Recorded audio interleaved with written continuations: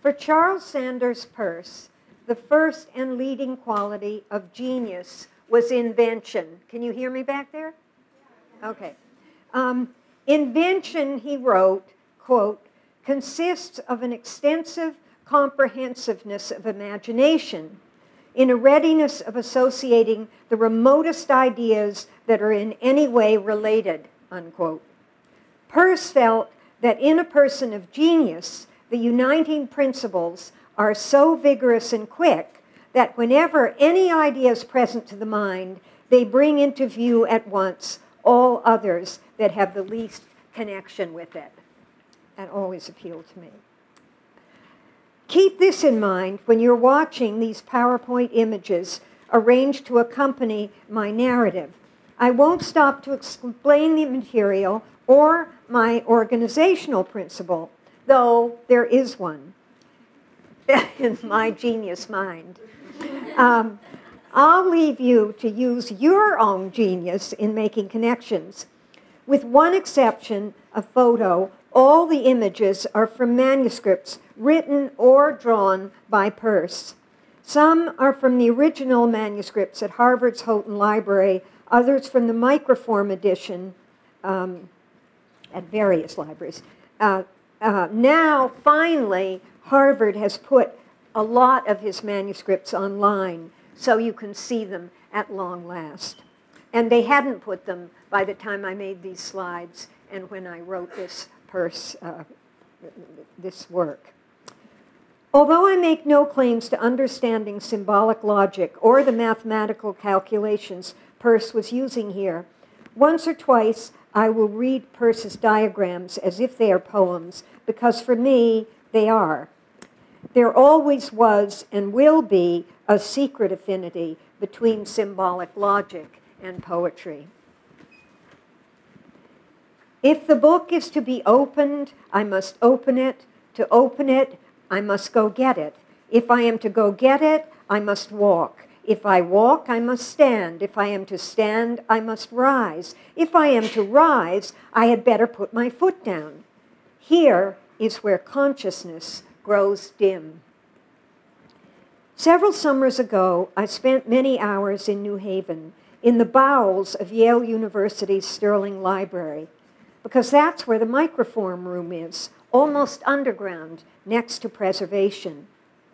In an adjoining, more crypt-like corridor, behind some discarded, hopelessly outdated computer terminals and microfilm viewers, nothing from the outside or inside will ever be seen on them again, the 38-reel Charles S. Peirce papers, 1859 through 1913, inclusive, microform, film miscellaneous 948, is packed inside two narrow drawers of a slate gray metal file cabinet.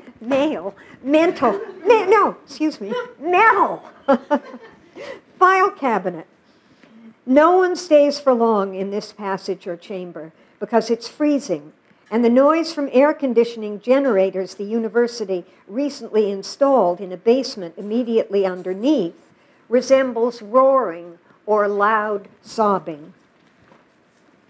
The microform room has several new microfilm readers with Xerox copiers attached. At the left of each viewing screen, there is a thin slot for a copy card. Above each slot, 5 singular electric letters spell hello in red, as if to confide affection. In all their minute and terrible detail, these 5 little icons could be teeth.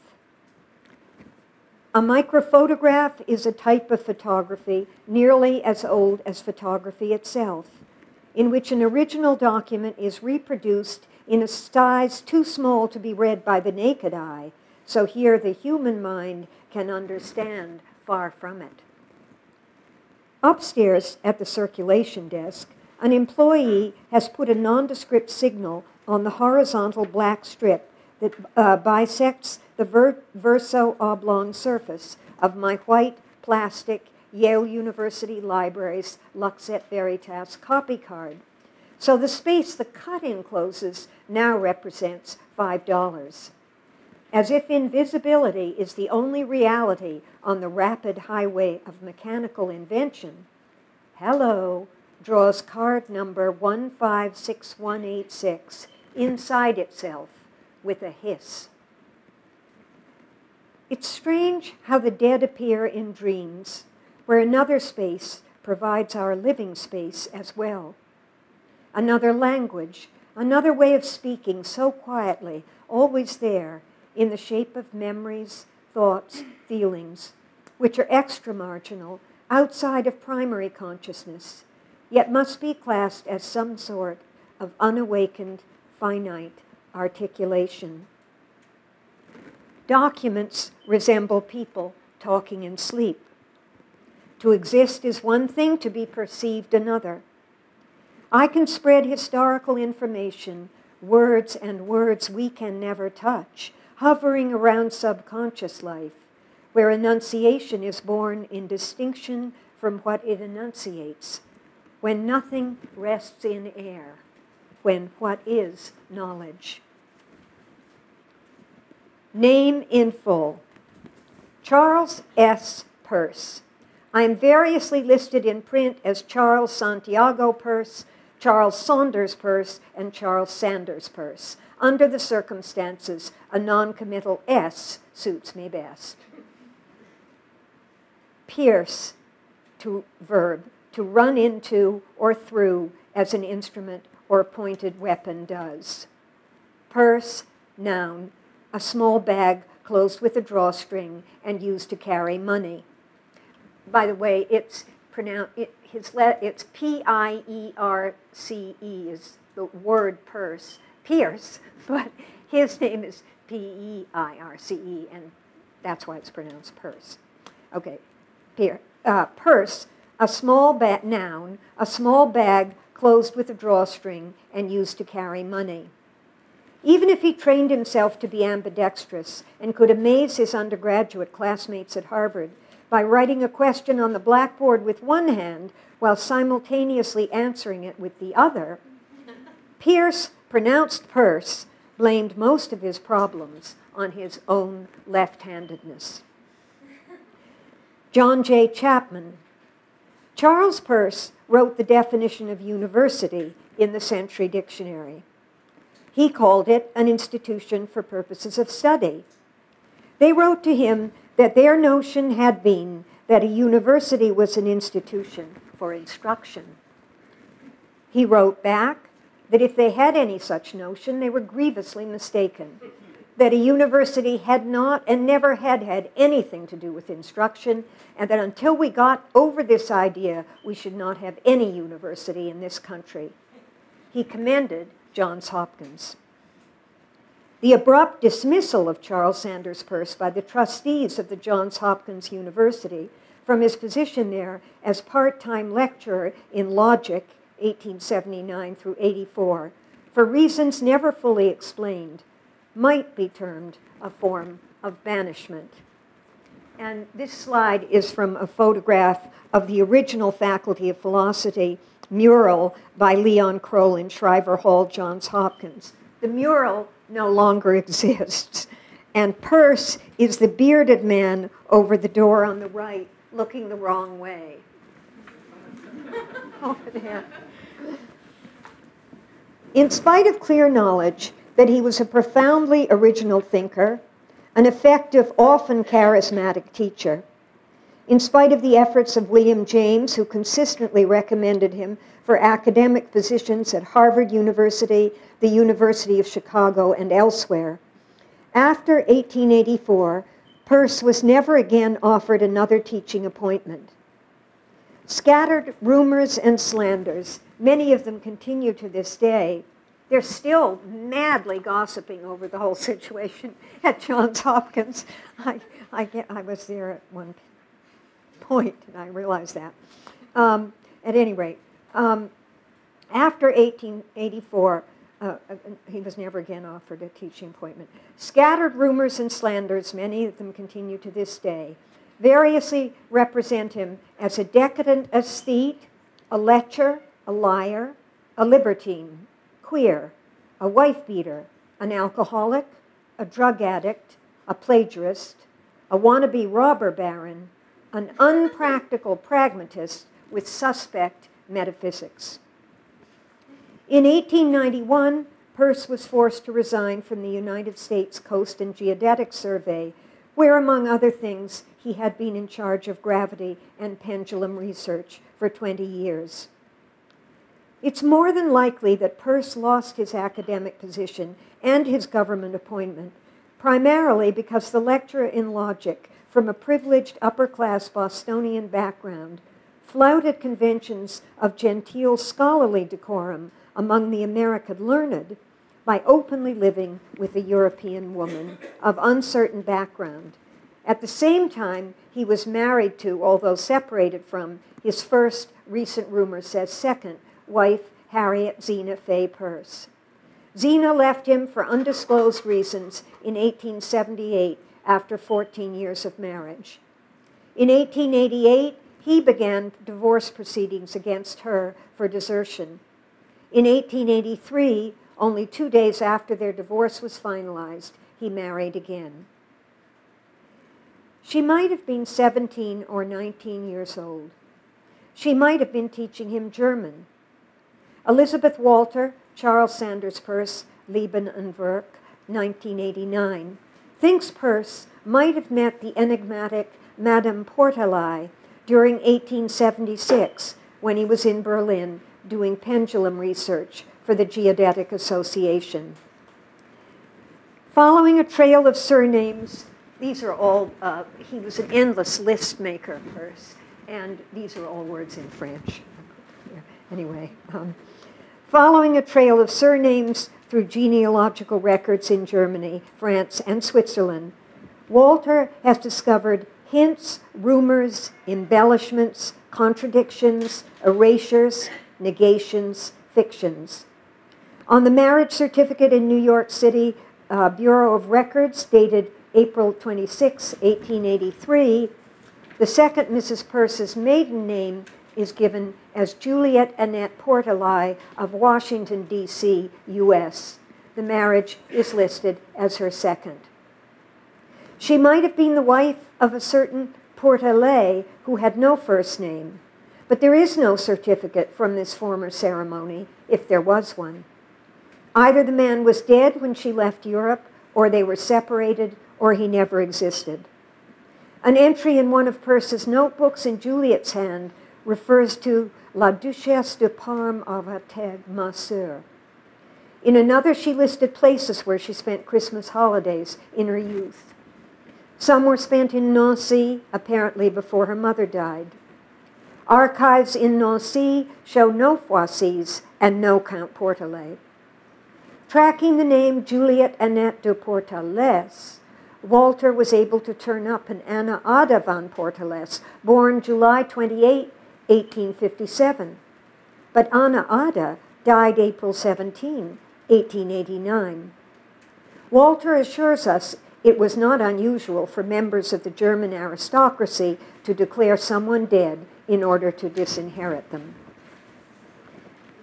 Whatever Juliet's name, age, or her surname, the couple made sure it remained a secret. Peirce, Juliet, Portalet, Fabiola de Lopez, third wife of CSP. Kenneth Lane Kettner presents his theory as to Juliet Fabiola's genealogy in his Glassy Essence, an autobiography of Charles Sanders Peirce, 1998. Father, Adolphe Fourier de Bacour, a distinguished French monarchist diplomat, well known in French and German circles, and as the French ambassador to Washington during 1840 through 42, acquainted with Benjamin Peirce, George Bancroft, and other cosmopolitan American scholars, politicians, and ambassadors. Fabiola was illegitimate. Mother, famous gypsy flamenco dancer and singer of cante jondo, or deep song, a music unique to the gitanos of Andalusia. Rumor is a story passing from one person to one person without an original authorized relation. Verbal reverberations keep us safe. That is their interest. Peirce says, sentiment comes from the heart, but must also be feigned. Demosthenes, with his mouthful of pebbles, had to talk without choking himself or allowing the pebbles to drop from his mouth. Once upon a time, the wife of an impossibly improper, proper Bostonian contained everything Europe brought together in his mind. We are in possession of certain information.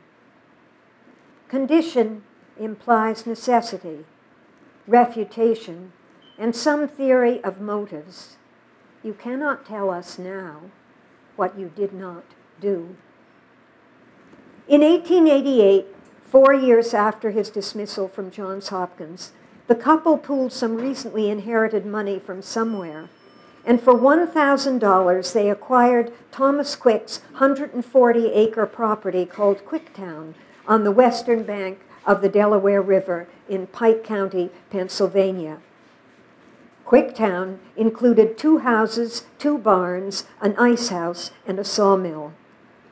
The Peirces planned to create a summer resort, or perhaps a residential school of philosophy. They covered the outer walls of the original farmhouse with shingles in the then fashionable New England summer cottage style, and added floors and rooms, including a library for his large book collection. Probably Peirce named the house for Homer's brilliant or shining Arisbe in the Iliad. The scenery and summer climate make the nearby Delaware Water Gap a delightful summer resort. Manuscript 1611, undated entry for the Biographical Dictionary of Notable Americans. He resides at his wife's country seat, Arisbe, near Milford, PA, where he has a free school of philosophy, furnishing remunerative employment to such students as desire it. He also exercises the professions of chemist and engineer. Unquote. Arisbe imagined as a business transaction. The school never materializes. Staring it in the face, the material, the unreal thing that is in money, enters into language by determining it. The end of the survey salary is a serious matter. Recklessly, they acquire more land, apple and nut orchards, a slate quarry. Both of them are very nervous, often very ill. The picturesque, in its late American stage, is awkward and cut up. Something is wrong with the scale. Where are the visitors? A capitalist who loses everything in the American Gilded Age is hurled headlong into the enormous wave of a money-fed river. An authentic modern tragedy if we think of gold as being money. Forced to earn their support on what he could gain by various temporary means, Peirce continued to produce an extraordinary number and variety of book reviews and essays, often anonymously, for a variety of journals, including The Nation, The Monist, and Popular Science Monthly. He gave occasional lectures, tutored students privately, worked on translations from the French and German, continued to collaborate on various encyclopedias and dictionaries. He composed most of the definitions on logic, mathematics, mechanics, astronomy, astrology, weights, measures, and all words relating to universities for W.D. Whitney's Century Dictionary, and most of the articles on logic for J.M. Baldwin's Dictionary of Philosophy and Psychology. He served as a consulting chemical engineer for the St. Lawrence Power Company, gave lessons in elocution to Episcopal ministers, developed an invention for electrolytic bleaching, concocted a genuine imitation cologne water, joined well-heeled fellow members of the Century Club in New York in a venture to produce cheap domestic lighting from acetylene gas with a generator he invented and patented. But national economic collapse during the 1890s left him bankrupt. Even the Century Club expelled him around 1898. After 1900, Peirce gave up trying to earn his living, either by teaching or by science, pure and applied, and became the first American to list his profession as that of a logician, a bucolic logician, as he put it. Peirce outlined the pragmatic maxim in Popular Science Monthly, 1878. But his idea went unacknowledged until William James publicly used the maxim in a letter he gave at Berkeley in 1898, called Philosophical Conceptions and Practical Results. James said he was presenting the principle of Peirce, the principle of pragmatism. Their ideas on the principle or concept were never identical. In 1903, after attending Peirce's Lowell lectures he had arranged for Peirce to give, James referred to the current ideas of his friend as, quote, flashes of light relieved against Cimmerian darkness, unquote. In 1905, Peirce, in a paper titled What Pragmatism Is, announced the birth of the word pragmaticism, a name, quote, which is ugly enough to keep it safe from kidnappers, unquote. How are ideals maintained in the long story of responsibility? Secret. For the latter third of his life, this philosopher's philosopher, who once yearned to be hired as a professor somewhere, wrote over 2,000 words, diagrams, algebraic formulas, and or existential graphs a day. His unpublished writings, including his correspondence, come to more than 100,000 pages. Perhaps Peirce banished himself for logic's sake. Juliet remains exactly who she never says she is. She already burned her boats. The arrangers, catalogers, editors, and custodians of the papers and microform edition don't give Juliet's name, nor do they tell us the Department of Philosophy probably paid his widow at the most $500 for the lot in 1918. Later, she tried unsuccessfully to interest Yale University in taking on Orisby, but got no response. Manuscript 1644. The Milford Dispatch. Mrs. Juliet Peirce has donated to the Milford Fire Department $20 from the $45 she netted the past summer telling fortunes. The balance has been given for various purposes. Mrs. Peirce was sorry the goal she aspired to was not reached, but periodic attacks of bronchitis have precluded giving as much time as usual to fortune-telling. Peirce died in 1914, just before the guns of August. Between 1931 and 1935, Harvard published the first 6 volumes of what was hopefully called the Collected Papers of Charles Sanders Peirce. The general plan was for 10 volumes, but money ran out after volume 6.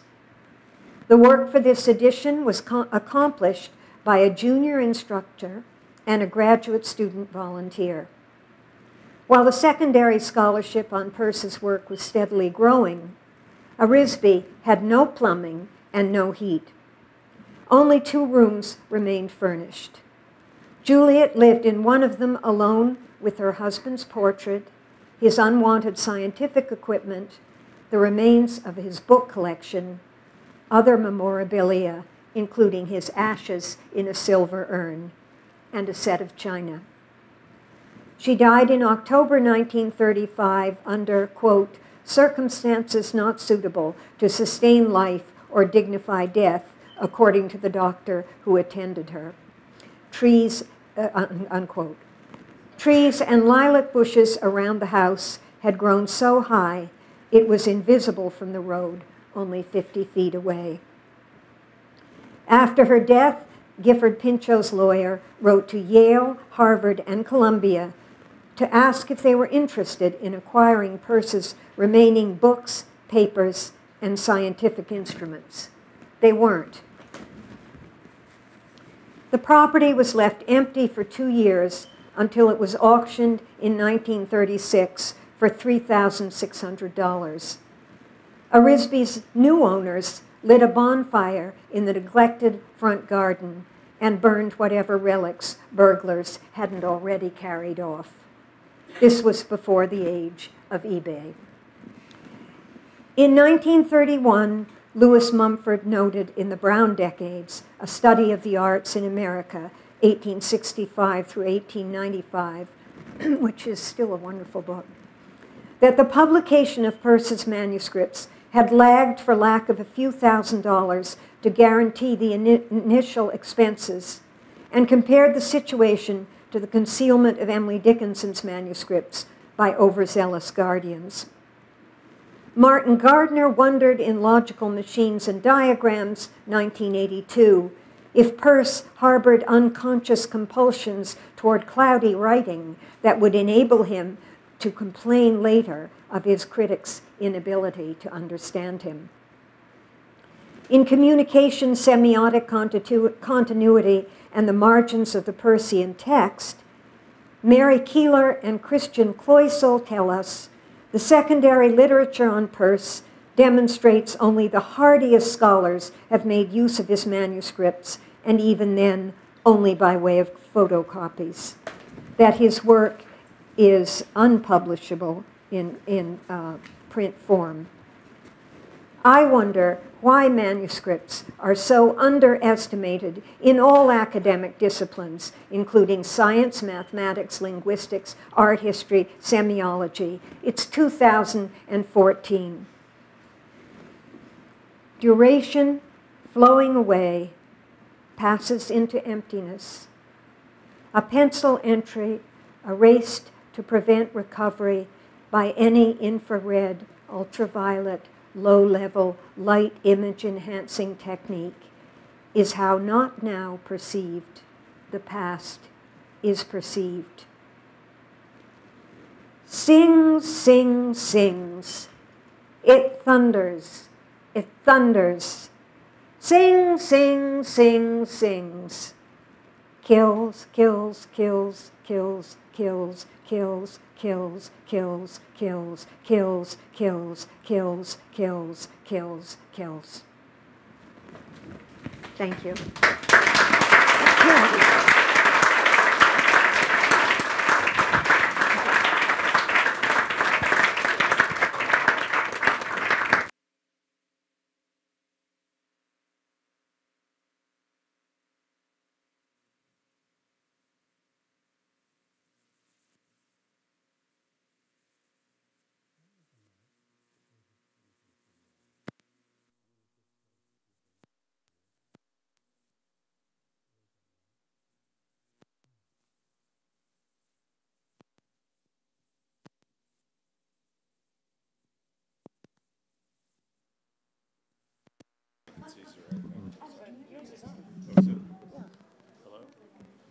Hello?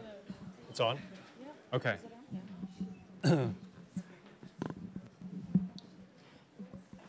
Thanks for coming. Happy summer. I'm going to screen two videos.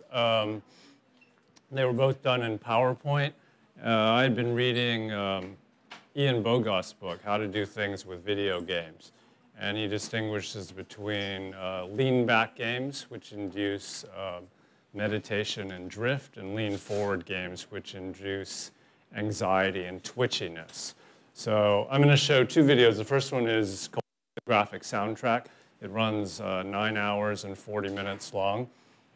We're gonna run it for 9 minutes. So, but the idea was, I think, to to sort of accumulate a massive amount of text and then play it continually on the wall of your living room. So after maybe 30 years, you could have said, oh, I've read the whole thing. The second video that I'll introduce very briefly is called the PhD sound. And it was done as a project for artist space, like bibliographic soundtrack. So it induces a kind of anxiety. The first video is long and kind of boring, so you can keep your phones on. All right, we're set.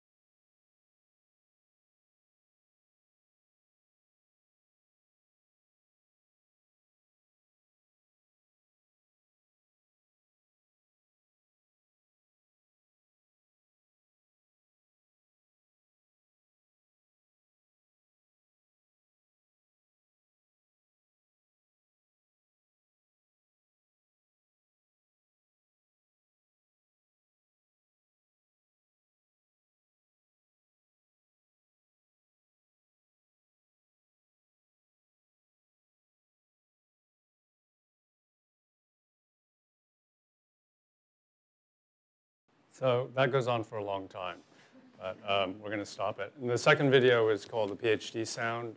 It's the twitchy video that induces anxiety. And it's bibliographic work, again, like this one. It's probably the books and articles that I would have consulted mainly on mass customization issues. And here you have, in some sense, two archives that are customized or personalized. But the second one's called the PhD sound. It has a musical soundtrack. I was in a PhD program at Columbia, and it took me, I think, 12 years to get a PhD, so it was extremely protracted and painful experience. But after 7 years, bibliographies start to get a little sexy, so this is meant to be a little sexy. Okay.